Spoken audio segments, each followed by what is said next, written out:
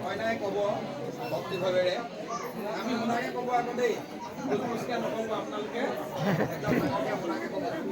এই প্ৰিয়ত তাৰাপীঠ ফুলেৰে এই পবিত্ৰ মালাধাৰী আপোনাৰ নিমিত্তে গাঁঠি আনি আপোনাৰ ডিঙিত পিঠাই দিলোঁ আপুনি পিঠাই দিব আইসকলে উৰুলি দিব বা সকলে সৈভনী কৰিব পিঠাই দিয়ক কৃষ্ণ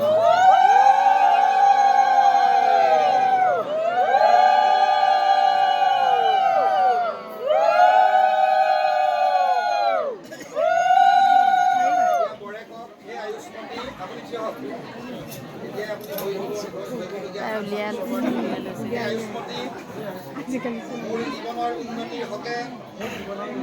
মোৰ এই পবিত্ৰ মালাধাৰী মই তোমাৰ ডিঙিত পিন্ধাই দিলোঁ তুমি দীঘল জিকি হোৱা আইসকলে উৰি দিয়ক আপুনি পিন্ধাই দিয়ক বাপসকলে হৰিব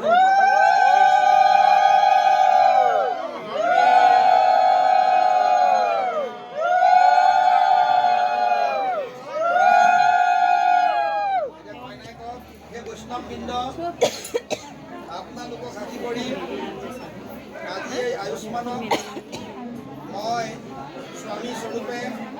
গ্ৰহণ কৰিলোঁ দুই ভৰি চুই আপুনি সেৱা কৰক জানো পাৰি বহক দুই ভৰি চুই সেৱা কৰক কৃষ্ণ আই বাপসকলে সৈভনী দিব আইসকলে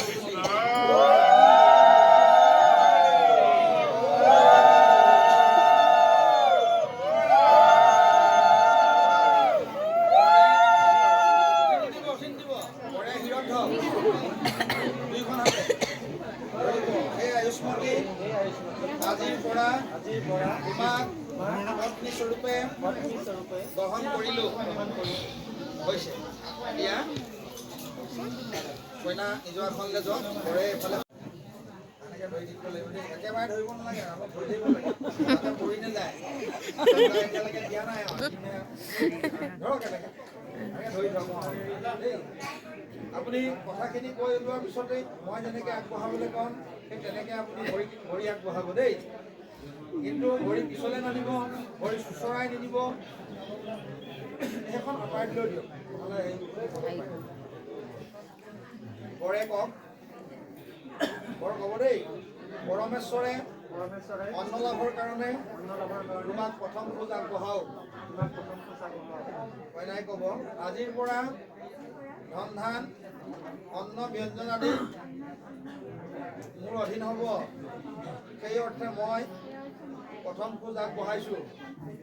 মোৰ খোজটো অকণমান আগবঢ়াই দিয়ক মোৰটো এইবাৰ বাৰু আগবঢ়ালে পিছৰবাৰৰ পৰা অলপ কম কমকৈ আগবঢ়াব নহ'লে আপুনি পাহৰি যাব এতিয়া কথাটো হ'ল কি আপুনি আজিৰ পৰা ধন ধান অন্ন ব্যঞ্জন আদি মোৰ অধীন হ'ব বুলি গ্ৰহণ কৰি ল'লে এতিয়া আজিৰ পৰা স্বৰূপটো আপোনাৰ হৈ গ'ল